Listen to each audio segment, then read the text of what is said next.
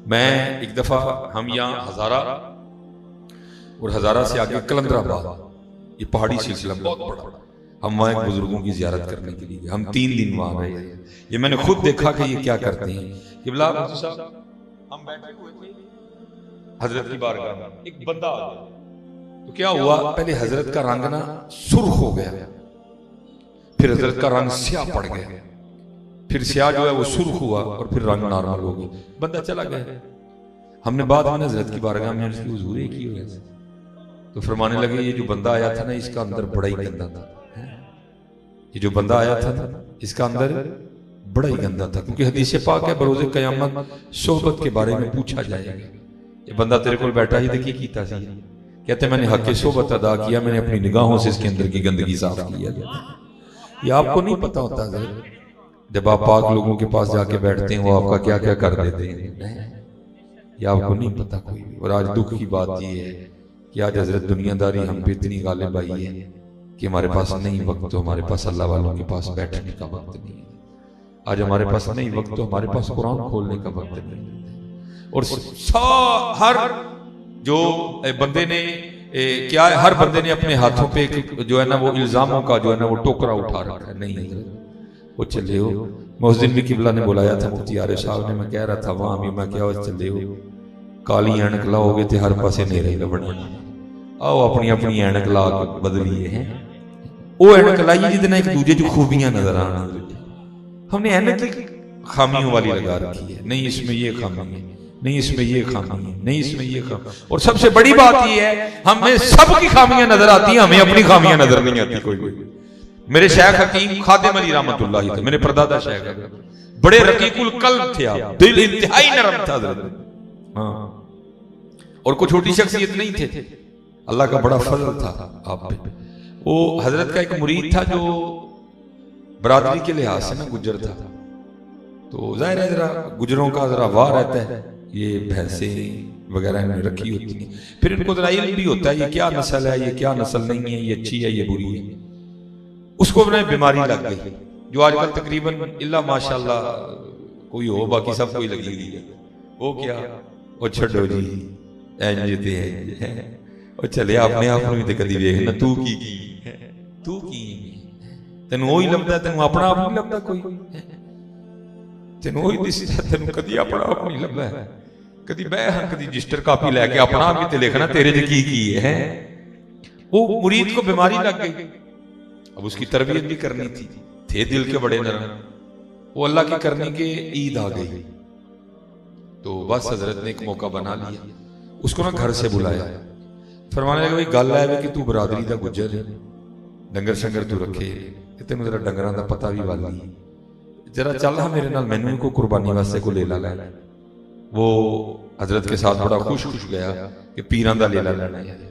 अब उसको ना मंडी में लेके चले गए, एक लेला आपने देखा, उसको फरमाने लगे जरा इसको देखा ठीक है कि नहीं। वो आगे बड़ा जो उनके चेक करने का तरीका था, उसने पहले ना वो खुरियां दबाई, फिर जनाब उसने पीछे से पुठ दबाई, कान देखे चेक करके, मुंह खोल के देखा, जो उसका तरीका था चेक करने का। और हजरत को कहता है हजरत को लेला चंगा नहीं थी, फरमाया ठीक। आगे गए दूसरा, उसने उसी तरह रिजेक्ट किया, तीसरा उसने उसी तरह रिजेक्ट किया, चौथा उसने उसी तरह रिजेक्ट किया।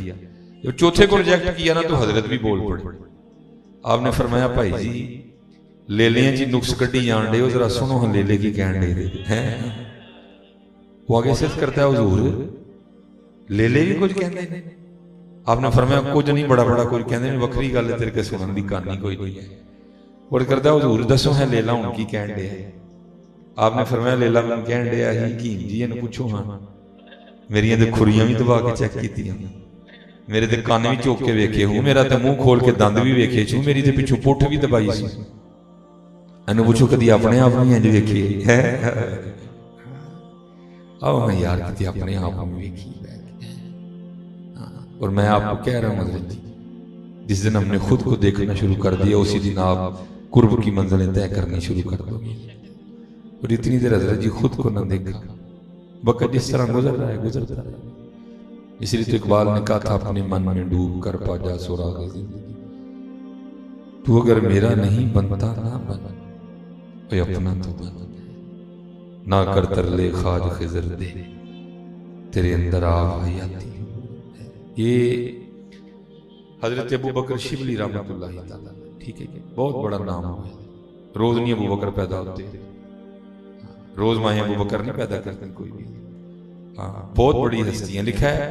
अब बातें चलो, मैंने मुझे था कि मैं और चैप्टर खोलूंगा, लेकिन खुल जरा ओखा चैप्टर गया, तसव्वुफ का चैप्टर। बातें थोड़ी शकील हैं, कोशिश करूंगा मैं जितनी आपके लिए नरम कर सकते हैं। वो लिखा है कि हजरत अबू बकर शिबली रहमतुल्लाह तआला अपने घर से वुजू करके मस्जिद आए, तो जो मस्जिद पे दरवाजे पर आए तो गैब से आवाज आई, अबू बकर बाहर ते धो ले, अंदर क्यों धोने? अबू बकर बाहर ते धो ले, अंदर क्यों धोने? वेख ते सही तू आन के घर लगा। ओ यार खुदा का वास्ता हाथ जोड़ के कहता हूं, कोई मस्जिदों में बंदे बन के जाया करो, चौधरी बन के न जाया करो। खुदा दा वास्ता अल्लाह दे घर बंदे बन के जाया करो, चौधरी बन के न जाया करो। हाँ, सरवरी ज़ेबा फकत उस ज़ाते बेहमता को है, हुक्म सब उसके लिए, बाकी बुतानी हाज़री है।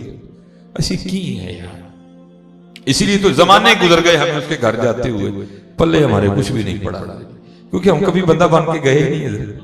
हम तो जाते हैं चौधरी बन के। हजरत शुक्र करो हजरत, वो ज़ात फिर भी रहम फरमा दे, चौधरी बन के ना जाओ हजरत। अपना जट बट राई मैर गुज्जर इसको बाहर छोड़ जाया करो और हुजूर का गुलाम बन के जाया करो। हाँ, जिस दिन हुजूर का गुलाम बन के हमने मस्जिद में जाना शुरू कर दिया ना, वो भी तुम्हें खाली नहीं भेजने लगा, वो भी तुम्हें बादशाहियां अता करके भेजेगा। हाँ जी, ये हम मस्जिद जाते ही कोई नहीं। कभी अजान देने पे लड़ाई, कभी अकामत कहने पे लड़ाई, कभी जगह पे लड़ाई। ये क्यों लड़ाई नहीं हजरत? कभी बंदे बन के मस्जिद में जाना, फिर देखो दे के क्या क्या भेजता है। हम तो माया तुही मस्जिद च आंदे ही नहीं लैन, तुही तो मस्जिद मनुआ बड़ा बहाना आंदे हो कि ही चौधरी हैं, वो लेने आओ, देखो तो सही दे के क्या भेजता है। और मैं आपको कह रहा हूं, हमें मरवा भी हमारा चौधरी पुना रहा है। जिस दिन बंदे बन के जाओगे देखो कर्म क्या होता है। हमारे वहां ना, हमारे उधर गुजरात में कोई आज भी हैं वो बंदे, बस पर्दा रखना चाहिए, अगर किसी ने कहा हो तो फिर मैं नाम ले भी देता हूं, लेकिन आज भी वो मौजूद हैं। वो हजरत साहब है ना, वो आज भी अगर को सेपरेट मिलना चाहे मैं मिला भी दूंगा। और अमीर कबीर है माशाल्लाह, 7 बेटे उनके, ऊपर अमीर बाप हो, 6 ऊपर भाई हो, तो आपको पता फिर एक अद्धा अथरा निकल ही आता है। जो 7वां था ना, वो भी अथरा निकल आया। हुआ क्या, एक दिन बस हाथ से गोली चल गई और किसी का बेटा मर गया। बेटा भी जिसका मरा ना, वो भी को लैंड लॉर्ड था, केस चला, पैसे इधर से भी लगे, पैसे उधर से भी लगे, क्योंकि वो था ही हक पे, इसलिए इधर वाले पैसे रायगा गए और जज ने उनके बेटे को सजाए मौत सुना दी। वो बैठे थे, हजरत साहब जैसे, किबला मुफ्ती साहब जैसे किसी सलाहगीर ने सलाह दी, हजरत जी ये हुण खेड़ पैसे देनी दी है, जाओ कि तुम दुआ लो, हो सकता है किसी दी जी मिले तो ਤੁਹਾਡਾ काम बन जाए। वो कहते हैं मैं निकल खड़ा हुआ, उससे मिल उससे मिल उससे मिल उससे, किसी ने कुछ कहा, किसी ने कुछ कहा। वो होते होते ना सियालकोट मेरे दादा शाह की बारगाह में आ गए, आके सारा मुद्दा पेश किया। हजरत ने कहा चौधरी जी लाज औखा जी, काम औखा जी, लेकिन जे करोगे तो फिर असी भी लिख के देने तैयार है कि मुंडा छुटेगा। उसने कहा हजरत पक्की गल है छुटेगा। आपने फरमाया छुटेगा, लेकिन काम औखा जी। उसने कहा तुसी दसो मुंडा छुटेगा, आपने फरमाया छुटेगा। उन्होंने कहा जनाब मैं नहीं करांगा। आपने फरमाया करना है चौधरी साहब कि मस्जिद च टुर जाना ते जाके पहले नमाजियां दी जुत्तियां सीधियां करना है, फिर जमात नाल नमाज पढ़नी है, पढ़दे बाहर आ जाना, की करना है फिर लोगों को जुत्तियां पवानियां। उन्होंने कहा हजरत काम ते वाकई बड़ा औखा, काम ते वाकई बड़ा औखा है। आपने फरमाया तुहानू ते पहले आखिया सी, लेकिन दूजी गल साडी भी सुन लो, जे करोगे तो मुंडा भी छूटेगा। लो जी वो चौधरी साहब मुझे बताने लगे, कहते नहीं इब्तिदा में मैंने क्या किया कि मुंह ना इस तरह कर लेना कि किसी को पता ना चले कि फलाने चौधरी हो रही है। और दूसरी हजरत ने शर्त ये लगाई थी कि जिस मस्जिद में एक बार ये काम कर लो दूजी में नहीं करना, मस्जिद बदलनी है, ताकि रोज मरे जड़ा अंदर वाला रोज मरे। वो कहते इब्तिदा में तो मैंने इस तरह किया कहते हैं फिर होते होते वो भी वक्त आया कि मैंने ये भी छोड़ दिया, अंदर वाला मरन लग गया। कहते हैं करते करते ना मैं एक दिन कुल्लू वाल था, जोहर की नमाज मैंने पढ़ी। कहते पहले मैंने जूतियां सीधी की, सबका रुख बाहर की जानिब किया। कहते जाके नमाज अंदर पढ़ी। कहते मैं जल्दी से बाहर आ गया कि चलो जड़ा नमाजी आएगा मैं जूती पाऊं। कहते मैं सर नीचे करके बैठा था, एक बंदा आया, उसने आके जूती को पकड़ा। कहते मैंने पकड़ ली और मैंने ना उनके पाँव, वो कहता है हज़रत की करते पे हो, चिट्ठी ताड़ी दाढ़ी ये थे ना करो कोई। तो कहते चोट लगी हुई थी अंदर। कहते मुझे रोना आ गया। तो कहते मैंने रो के ना उस बंदे को, सर नीचे ही था, तो कहते मैंने रो के कहा दुआ कर रब में मेरी चिट्ठी दाढ़ी दे रहे हैं। तो साथ में फूट फूट के रोने लग पड़ा। कहते वो जो बंदा खड़ा था ना जूती वाला, वो मेरे कंधे पे हाथ रख के कहता है हज़रत मुंह तो उत्ते करो, कौन हो तुसी ते क्यों रोन दे? कहते जब मैंने मुंह ऊपर किया ना तो क्या देखता हूं, कोई बंदा खड़ा है जिसका बेटा मेरे बेटे ने मारा था। वो कहते मुझे देख के कहता चौधरी जी है कितने है की? कहते ने मैं तेनू कख नहीं कहता क्योंकि मेरे पुत्र ने वाकई जुल्म किया है, तेरा जवान पुत्र मारे, मैं तेरे को कख नहीं, जो तू कीता है तेरा हक सी, मैं तेनू कख नहीं कहता, मैं ते रब मनान निकलिया वा, दुआ कर मेरा रब मैनू माफ कर दे। वो बंदा कहता है कि सब उठो सवेरे जाके मैं लिख के दे देना वा तुहाडा मुंडा माफ कीता। हाँ ये लिख के देखो बादशाहियां तुम्हारी हैं। ते काका जी जे को आकड़ के लब ले को आकड़ के काका जी लब चूड़ियां वालियां नाज बखावन ते दूर निकालियां जाम, कट्टे परियां इजज वहामन ते कुरु हुजूरी पावन।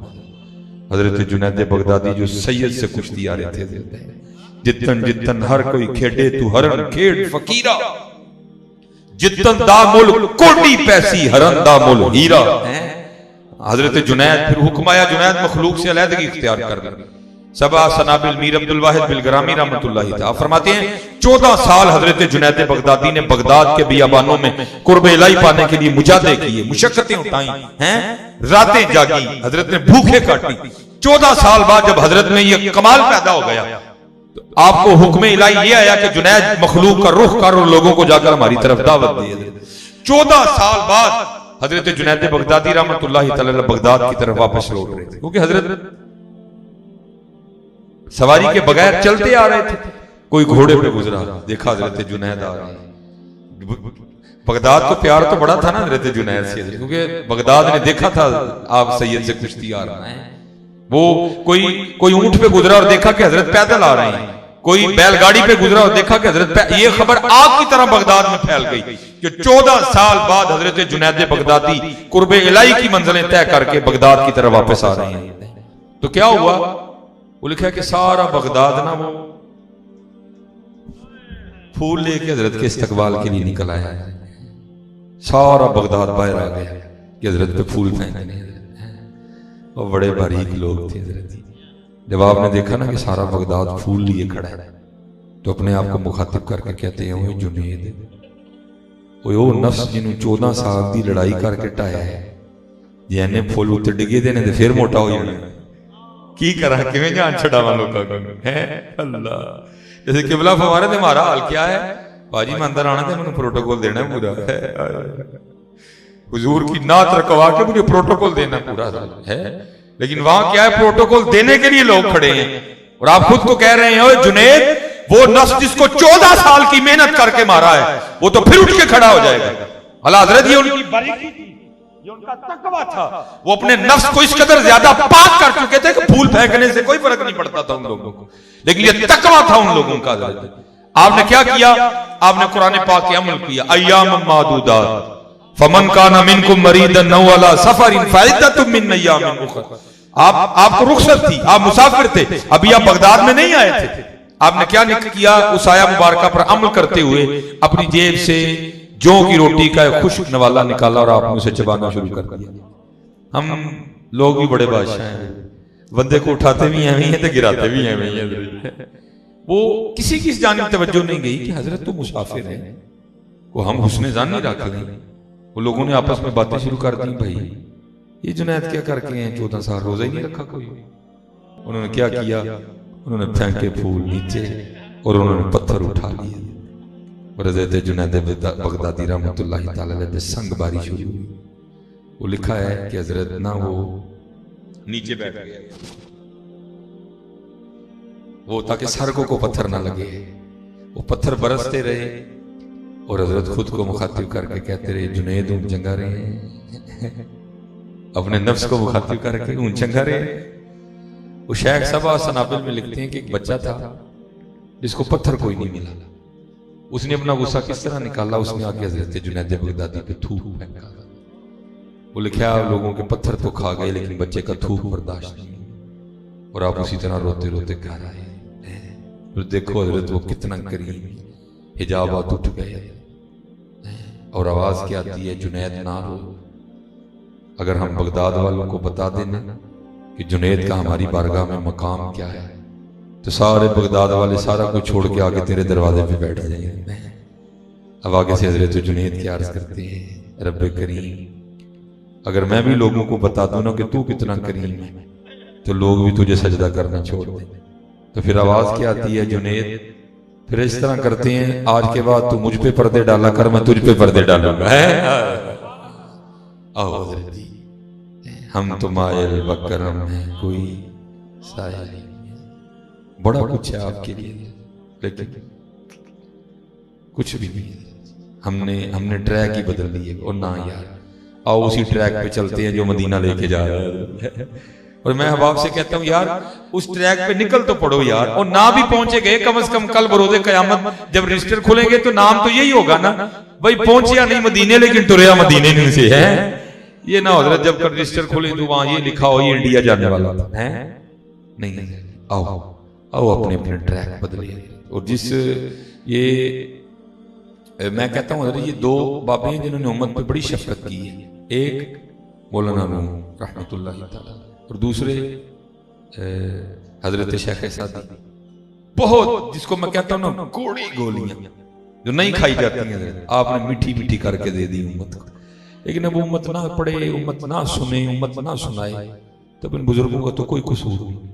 आप फरमाते हैं वो कोई बादशाह ना अपने बाग में बैठा हुआ था, सारी उसकी कबीना भी थी, वो दूर से ना कोई बाबा जी जाते दिखाई दे रहे थे। वो अपनी सारी कबीना को मुखातिब करके कहता है बादशाह वो तुम्हें बाबे का शुगल दिखाऊं। अब बादशाह को कौन था ना करने वाला, उसने कहा उसने सिपाही को कहा जा बाबा बुला के ले, और बुला लाया।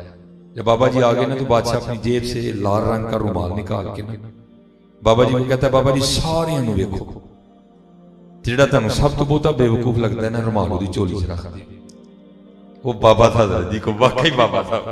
उसने क्या किया, सब पे एक एक नजर डाली और रुमाल अपनी जेब में डाल के ना वापस चला गया। बादशाह दंग रह गए, वो मैंने तो शुगर लगाना था, ये तो हमारे शुगर लगा गया। उसने ये कहा कि मैं सबसे बेवकूफ हूं, वो कह के चला गया। वो लिखा को थोड़ा सा अरसा गुजरा तो बादशाह बीमार हो गए, तबीब इलाज से आजिज आ गए। वो शहर में ऐलान किया गया भाई आखिरी बादशाह की जो है ना वो जियारत कर। वो सारा शहर बादशाह को देखने आया, उसमें वो बाबा जी भी आए। तो आके ना बादशाह से पूछते हैं बादशाह सलामत किधर की तैयारी है। उसने कहा बस फिर वो अब कब्र की तैयारी है। तो उसने कहा सामान वगैरह नहीं रखा कब्र के लिए। उसने कहा कब्र में ये सामान काम नहीं आएगा। तो उसने कहा फिर जो सामान काम आएगा वो किधर है। उसने कहा वो मैं इकट्ठा ही नहीं कर सका। तो लिखा वो बाबा जी ने रुमाल अपनी जेब से निकाल के ना बाबा जी के बादशाह के सीने पे रखा और कहने लगा बादशाह तुझे याद है तूने रुमाल मुझे देकर कहा था जो सबसे ज्यादा बेवकूफ है रुमाल उसकी जेब में डाल दो, गोद में रखा दो। तो उसके कहते रुमाल मैं अपनी जेब में डाल के चला गया था, लेकिन आज मैं रुमाल तेरे सीने पे रख रहा हूं क्योंकि सबसे बड़ा बेवकूफ तू ही। अल्लाह ने तुझे वक़्त भी दिया, अल्लाह ने तुझे माल भी दिया, अल्लाह ने तुझे सेहत भी दी, लेकिन फिर भी तू आखिरत के लिए तैयारी नहीं कर सका। हाँ या वो तैयारी करेंगे, यहाँ नहीं रहना कोई भी। इन मकानों में रहो जरूर लेकिन इनसे जी ना लगाना यार। इन गाड़ियों में बैठो जरूर लेकिन इनसे जी ना लगाना यार। पैसे कमाओ जरूर लेकिन पैसे कमाने को कमाल ना समझ बैठना। पैसे कमाने को अपनी जिंदगी का मकसद ना समझ बैठना। नहीं, मकसद अल्लाह और अल्लाह का रसूल है। ये जरूरियात है।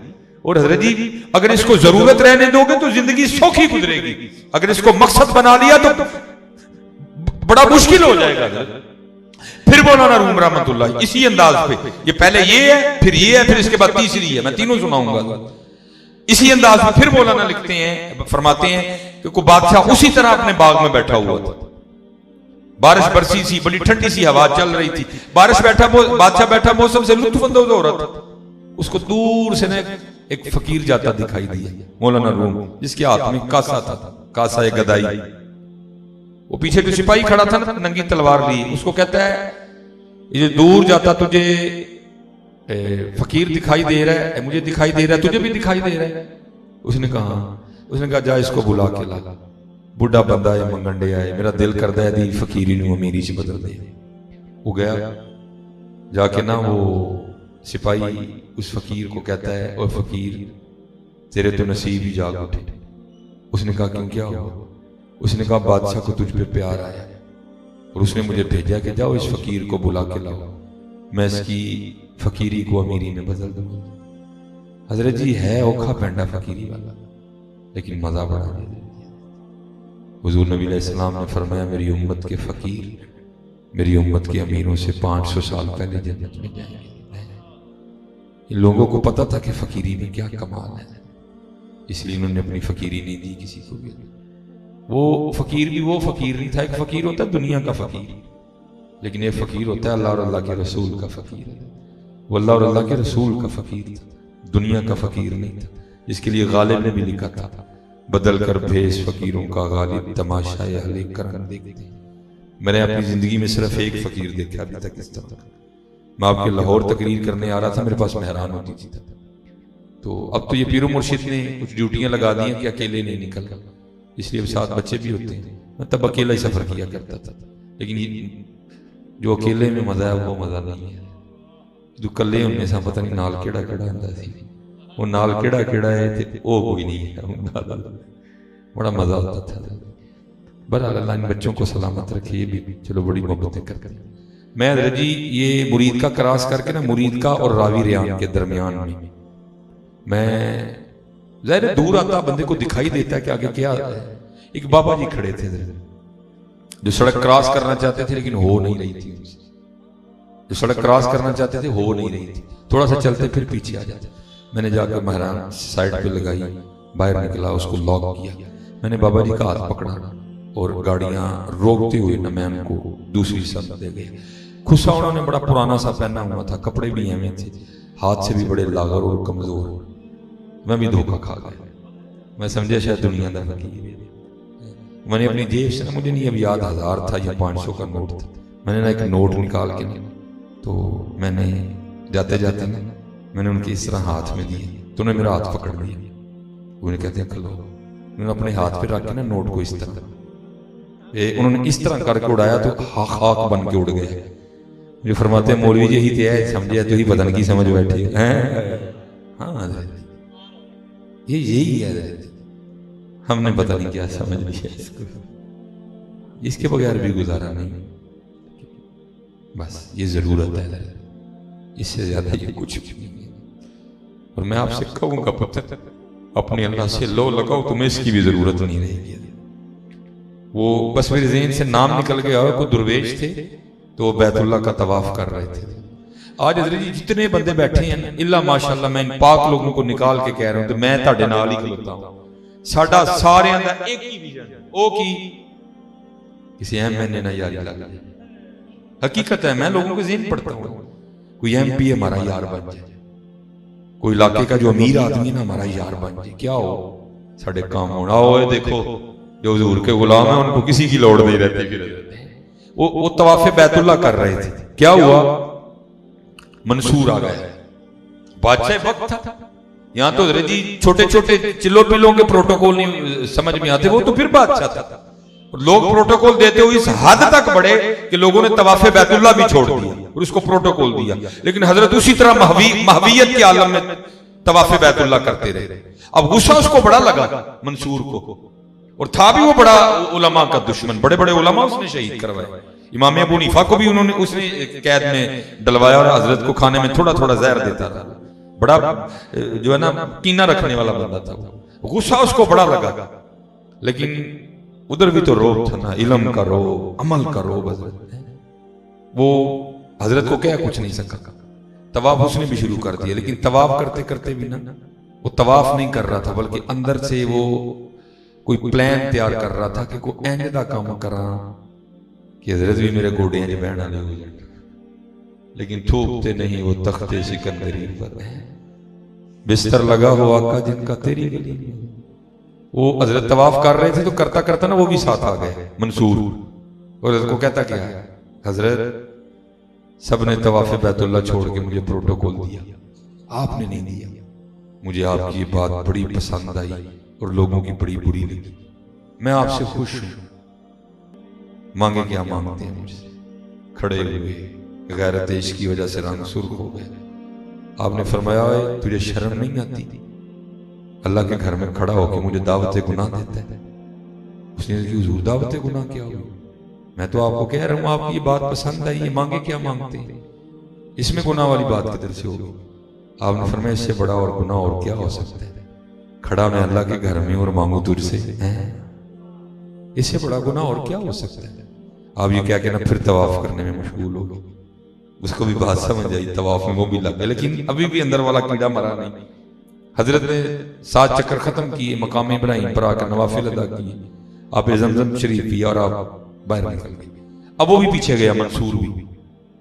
जब हजरत हुदूद हरम से बाहर निकल गए तो फिर जाके हजरत का हाथ पकड़ लिया और अर्ज करता है हजरत वाकई गलती पे थे, माफ फरमा दें, लेकिन अब तो आप मस्जिद से बाहर आ गए हैं, तो अब मांगे क्या मांगते हैं? आपने फरमाया अच्छा अगर तुझे देने का इतना ही शौक है तो फिर तू ही बता क्या मांगू तुझसे, दीन मांगू कि दुनिया मांगू? वो आगे से करता है हुजूर बात ही है कि दीन के तो आप बादशाह हैं, वहां तो हम आपके मोहताज हैं। अल्लाह ने मुझे दुनिया अता की है, दुनिया में से कुछ मांग ले मुझसे। है आपकी आंखों में आंसू उतर है। आपने फरमाया मंसूर जिसने दुनिया बनाई है मैंने कभी उससे नहीं मांगी तो उससे किस तरह मांग लूं? है दो जहां से बेगाना करती है दिल को, दो जहां से बेगाना करती है दिल को, अजब चीज है लज्जत आशनाई है। और फिर यहां मेरे बुजुर्ग पढ़ा करते थे चा जन्नत दी नेको कारानू, चा जन्नत दी नेको कारानू, दर दोज़ख दा बदकारानू, असी असीर हाँ तेरियां जुल्फां दे, जन्नत दोज़ख की जाना है। वो इसलिए हज़रत जी मेहनत करो, है ठीक है जी, हैं मेहनत करो, निकले हज़रत जी इन मामला से। तो वो जो है ना उसने सिपाही भेजा उसको बुलाने के लिए फकीर को। वो सिपाही जाके ना फकीर को कहता है ओए फकीरा तेरे भाग जाग गए। उसने कहा क्यों क्या हुआ? उसने कहा बादशाह वक्त को तुझ पे प्यार आया है और उसने मुझे भेजा कि जा फकीर को बुला के ला, बुढ़ापा है, मेरा दिल चाहता है मैं इसकी फकीरी को अमीरी में बदल दूं। तो फकीर आगे से कहता है बादशाह ने जाके कह तुझे तेरी अमीरी मुबारक, मुझे फकीर ही रहने दे, मुझे फकीर ही रहने दे। तो उसने कहा भाई बात ये है बादशाह है, तेरी भी गर्दन नहीं रहनी, रहनी मेरी भी नहीं है, जो कहना जाके उसको कह, मेरे साथ तो चलना। वो चला गया, जाके बादशाह के दरबार में पेश हुआ, जो अदाब थे बजा लाया। बादशाह ने भी कहा देखो बूढ़ा वक्त बुढ़ापा तेरा मांग रहा है, बता क्या चाहता है मैं तुझे दूं। उसने हाथ जोड़ के अर्ज की हुजूर आपको आपकी अताएं मुबारक, मुझे फकीर ही रहने दे। बादशाह था बात मिजाज के खिलाफ थी। वो कहता है मैं कह रहा हूं मांग, तो तू कौन होता है इनकार करने वाला, मांग क्या मांगता है? उसने फिर अर्ज की हुजूर माफी दीजिए, वो फकीर ही रहने दे। बादशाह को रूस आया, उसने कहा मैं कह रहा हूं मांग, तू कौन होता है इनकार करने वाला, मांग कुछ। अब फिर फकीर को भी गुस्सा आ गया। उसके हाथ में जो कासा था वो आपने देखा ना फकीरों के हाथ में काले रंग का होता है, उसके आगे करके कहता है चल बादशाह फिर अगर तुझे देने का इतना शौक है तो मेरा कासा भर दे। बादशाह कहने लगा निकला ना फकीर का फकीर, और कुछ मांगता तो सही, ये कासा भरना कौन सा मुश्किल काम है, ये देख मेरे गले में कितनी हीरे जवाहरात से भरी हुई मालाएं हैं, वो आदि भी डाल दूं तो तेरा कासा भर जाएगा। उसने कहा बादशाह सलाम जी ऊपर हो गए, फिर देखा। उसने उतार के ना कुछ फेंकी, लेकिन वो इसी तरह थी जिस तरह ऊंट के मुंह में जीरा। बड़ा हैरान हुआ ये क्या, जो बकिया थी उसने वो भी फेंक दी, लेकिन वो भी उसी तरह। वो पीछे जो वजीर खड़ा था उसको कहा जो जो तूने पहना तू भी फेंक, उसने भी फेंका, फिर कुछ नहीं, कासा इतना सा। दूसरे वजीर को कहा तू भी फेंक, उसने भी फेंक दी, फिर कुछ नहीं। जो जो जिसने पहन रखा था ना सब कुछ उतार कर उन्होंने कासे में डाल दिया। मौलाना फरमाते भरा फिर भी नहीं गया। उसने वजीर खजाना से कहा ये 2 मटके भर के लाओ अशरफियों के और ला के इसके कासे में डालो, 2 से भरी जाएगी। मौलाना फरमाते 2 छोड़ के उसने सारा खजाना डाल दिया, फिर भी नहीं भरा गया। अब समझ उसको भी आ गई कि मैं किसी बड़ी चीज को छेड़ बैठा हूं। हाथ जोड़ के अर्ज करता है हुजूर मुआफ फरमा दो। आपने फरमाया मैं तो तेन पहले किया, अभी शुक्र कर मैंने तुझसे कुछ मांगा नहीं, फिर तेरा ये हाल, अगर मांग लेता तो फिर तेरा क्या बनता है। जाओ इस कासे को जाके वापस उठे। कहता है हुजूर कासा बाद में उठे लीजिएगा, पहले एक राज बताएं मुझे। ने पूछा वो क्या? उन्होंने कहा हुजूर इतना सा कासा है, मेरी सारी सल्तनत का खजाना डाल दिया गया, फिर भी नहीं भरा। अब इस कासे का राज तो बताएं, ये कासा है क्या है? तो आपने आगे से फरमाया ओ बादशाह ये आम कासा नहीं है, ये खाशों का कासा है। ये आम कासा नहीं है, ये खाशों का कासा है। और हुजूर नबी अलैहिस्सलाम ने फरमाया है इसको कब्र की मिट्टी के अलावा कोई भी नहीं भर सकता। ये किससे भरा गया है? अगर खाशों के पीछे लग गए तो ये पूरी हुई है किसी की अपने। अब मैं चलो नाम नहीं किसी का लेता, अपनी जमातें देख लो, भरा इनका, मुल्क लूट के खा गए हैं, भरा इनका। और बुढ़ा वेला जाओ जाके किते बैतुल्ला को नुकर मलो ते रब को माफी मंगो जड़ियां पाकिस्तान नाल ज़्यादतियां कीतियां। जाओ जाके कहीं मस्जिद नबी में बैठो और हुजूर से जाके माफी मांगो जो हुजूर के पाकिस्तान के साथ इन्होंने किया। लेकिन की ये बुढ़ा वेला आ गया हजरत, भरिया फिर भी नहीं है। किसी ने धी तोड़ी है, किसी ने पुत्र टोरे है, भरिया किसी का नहीं गया। और क्योंकि बाज फकीरा किसे ना मारिया जालिम चोर अंदर दाऊ। मैं हाथ जोड़ के अर्ज करूंगा हजरत तेनू भरने वाले पासे न लगो, किसी का नहीं ये भरिया गया। आओ अल्लाह और अल्लाह के रसूल की रजा से राजी हो जाइए। फिर देखो हजरत जी जिंदगियों में मजे क्या है, फिर देखो तो सही जिंदगियों में रंग। इकबाल ने कहा नहीं था खुदी को कर बुलंद इतना कि हर तकदीर से पहले खुदा बंदे से खुद पूछे बता तेरी रजा क्या है। ये किताब है तज़किरा गौसिया, गुल हसन शाह कादरी रहमतुल्लाहि तआला इसके मुसन्निफ है। ये मलफूजात है सैयद गौस अली शाह रहमतुल्लाहि तआला। आपने उसमें लिखा है कि क्योंकि हजरत इंडिया के रहने वाले थे, आपने लिखा है कि जमुना नदी में बाढ़ आ गई, सैलाब आ गए। जो हजरत की गांव की साइड वाला बंद था ना वो टूट गया, लेकिन मुकम्मल नहीं टूटा। और जो पानी है ना वो गांव की तरफ आना शुरू हो गया। अब सबको पता था कि पानी पे किसी का जोर नहीं। वो सारे इकट्ठे होकर ना शाह साहब के पास आए और आके अर्ज करते हैं हुजूर कि पानी पे किसी का जोर नहीं, एक ही जात का जोर चलता है और वो अल्लाह। तो आप अल्लाह के महबूब हैं, मुकर्रब हैं, अल्लाह की दुआ करें पानी अपना रुख बदल ले, नहीं तो सारा गाँव में बह जाए। आपने फरमाया दुआ तो बाद च करांगे, पहले इंज करो सारे कईयां चुको तो मेरे नाल आओ। वो हजरत उन सबको लेके ना दरिया पे चले गए। वो जो बंद बचा था ना अभी उस पर खड़े होकर आपने बंद तोड़ना शुरू कर दिया। वो लोगों कहते हैं तुसी भी तोड़ो ना। वो लोगों ने आपस में गुफ्तगू की, यार ये थोड़ा सा बंद टूटा है, पानी आ रहा है, जो बंद बचा हुआ है उसकी वजह से तो गांव बचा हुआ है, अगर ये भी बंद टूट गया तो सारा गांव बह जाएगा। हम तो आए थे हजरत की बारगाह में कि दुआ करें कि पानी रुख बदले, इस साइड से प्रेशर कम हो, कहीं गांव ना सारे का सारा बह जाए। तो हजरत तो बंद तोड़ने लग पड़े। वो सारे शाह साहब को बुरा भला कहते हुए ना चले गए, शाहरी मठे मठे लगे रहे बन। अब सारे जाके ना उन्होंने अपने जो है ना वो मामला समेटने शुरू कर दिए, छतों पे चढ़ गए कि शाहरा ने तो रुड़ना ही रुड़ना है, बन उन्होंने भंन छड़ना तो नाल पिंड भी रुड़ जाना सारा। वो काफी देर गुजर गई, पानी नहीं आया कोई, और जो आ रहा था वो भी बंद हो गए। बड़े हैरान हुए। वो सारे उतरे तो क्या देखा आगे शाह साहब भी आ रहे हैं वापस, वो कपड़े उनके भरे हुए हैं, पानी में गीले हैं। उस वक्त शाह साहब को नहीं किसी ने पूछा, सारे दरिया पे चले गए।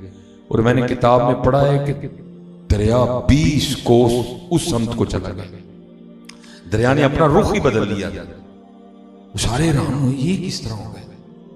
वो सारे में इकट्ठे होकर शाह साहब के पास आए और आके अर्ज करते हैं शाह जी ये रास्ते दसो दरिया परे किवें टुर गए। आपने फरमाया खुद ही तो कह रहे हो राज है, तो फिर राज नहीं खोलते, राज को राज ही रहने देते। नहीं हुजूर दसो तो सही, दरिया परे किवें गए, सुनना जरा, सुनो इन आशिकों के रंग। आप फरमाते जब मैंने पहली जरब लगाई ना बंद को, और फिर तुम्हें भी कहा कि मेरे साथ मिलके बंद तोड़ो, तुमने तो तोड़ा कोई नहीं, तुम तो चले गए। तो मैं बंद तोड़ता रहा और साथ अल्लाह की बारगाह में अर्ज करता रहा, या अल्लाह ये पानी अपनी मर्जी से हमारे गांव की तरफ नहीं चला, तेरी मर्जी से चला, तो तेरी मर्जी फिर हमारा गांव डुबोने की है। तो मैं तो तेरा बंदा हूं, मैं तेरी रजा पे राजी, मैं तेरे साथ मिलके डुबोऊंगा। देखो यार आशिकों के अंदाज, मैं तेरे साथ मिलके डुबोऊंगा। कहते बस मैं बंद तोड़ रहा था तो गैब से आवाज क्या आती है, बंदे तू वो चाहता है जो हम चाहते हैं, चल फिर हम वो कर देते हैं जो तू चाहता है। अल्लाह या रसूल या रसूल हक चाह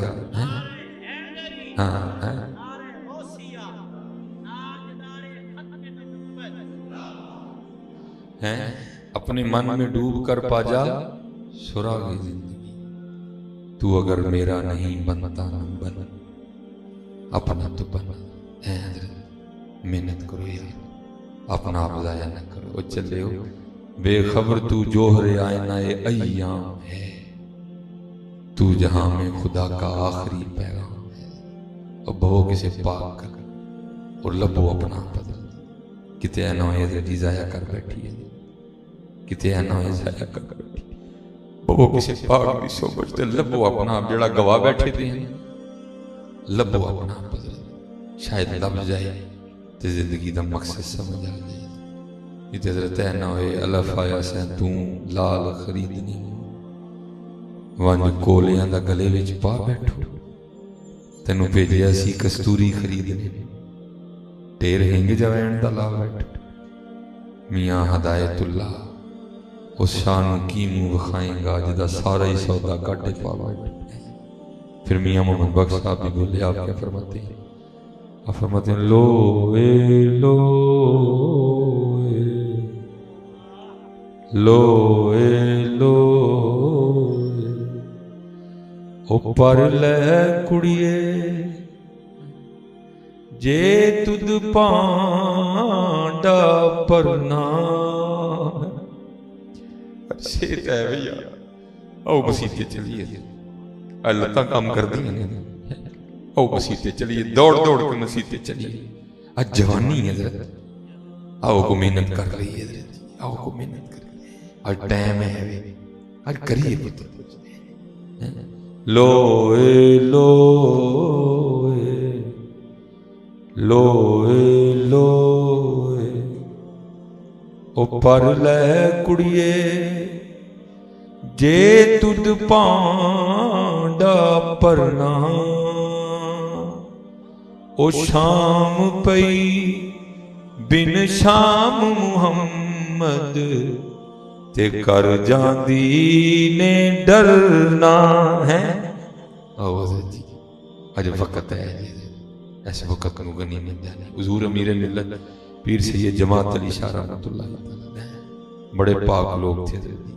और लिखा है, मैंने हजरत के लिए पढ़ा है, अक्सर तो हजरत तबलीगी दौरों पर रहा करते थे, लेकिन जब कभी आपने अलीपुर शरीफ होना ना तो क्या करना, आपने वहां एक मुरीद की ड्यूटी लगा रखी थी कि भाई मैं संगिया जी असर की नमाज पढ़ के बाहर आवा ना मस्जिद तो तू पहले ही छापर में तूड़ी पा के रखनी।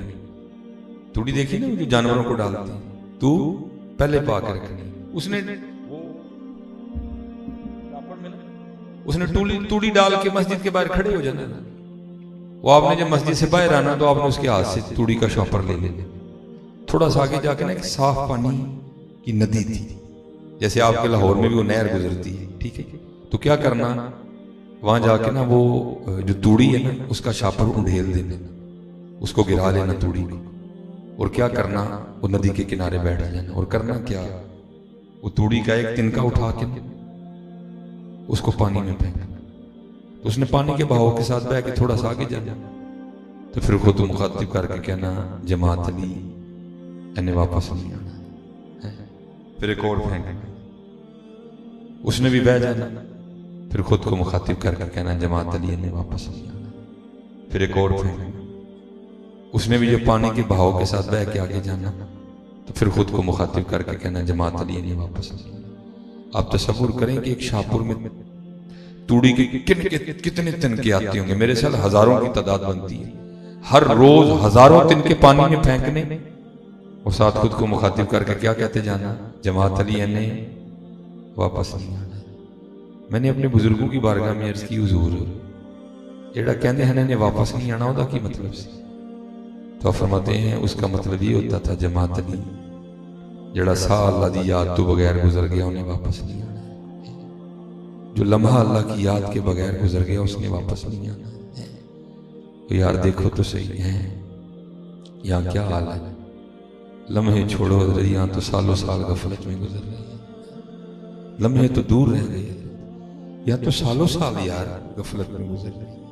हमारे नामा अमाल में नमाजी नहीं, हमारे नामा अमाल में तिलावत कुरान करीम नहीं, हमारे नामा अमाल में दुरूद नहीं, हमारे नामा अमाल में सिला रहमी नहीं, हमारे नामा अमाल में आपस में मोहब्बत नहीं, हमारे नामा अमाल में एक दूसरे पे तरस खाना नहीं, हमारे नामा अमाल में एक दूसरे को माफ करना नहीं। और कल किस तरह अल्लाह की बारगाह में जाना है, क्या मुंह लेके जाएंगे, क्या जवाब देंगे अल्लाह की जात को? और बंदे तुझे 60 साल दिए, तुझे 70 साल दिए, तुझे 50 साल दिए, तुझे 55 साल दिए, बता क्या करके आया है? क्या कहेंगे जाके? हैं क्या अल्लाह की बारगाह में जवाब देंगे जाके? नहीं है, आज वक्त है, आओ इस वक्त नू गनीमत जाना, आओ अपने रब को राजी कर लिए।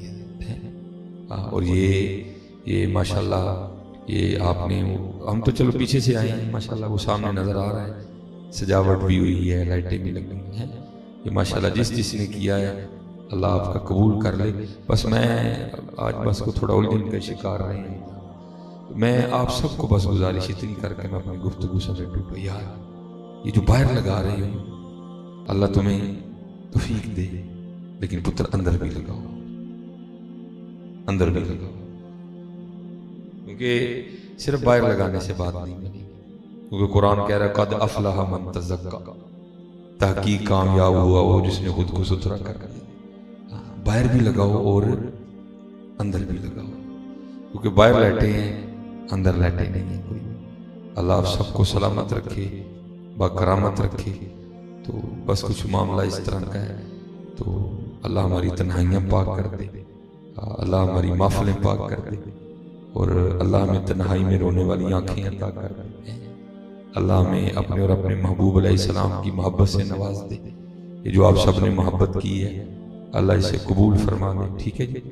और जो कहा है अल्लाह कबूल करे, और वो वक़्त की कमी की वजह से नहीं कह सका, मेरी अल्लाह के हुजूर दुआ है अल्लाह बगैर कहीं कर्म फरमा दे। जितने पुत्र जवान बच्चे बैठे हो अपनी जवानियों की हिफाजत फरमा।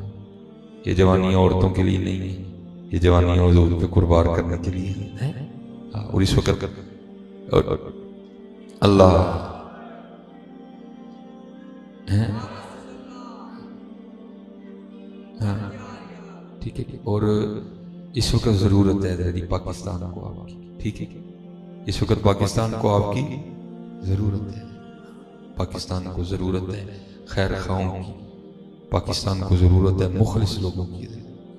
और इंशाल्लाह मैं आपको बता रहा हूँ कि ये वक्त बड़ा करीब आने वाला है इंशाल्लाह। आप देखना ये जो पाकिस्तान जो हुजूर नबी अलैहि सलाम का देश है, जिसे मोहम्मद अली ने बनाया था, देखना अल्लाह ने इसको कितना नवाजा, क्योंकि इन्ना माल उसरी युसरा, बेशक हर तंगी के बाद कुशादगी है।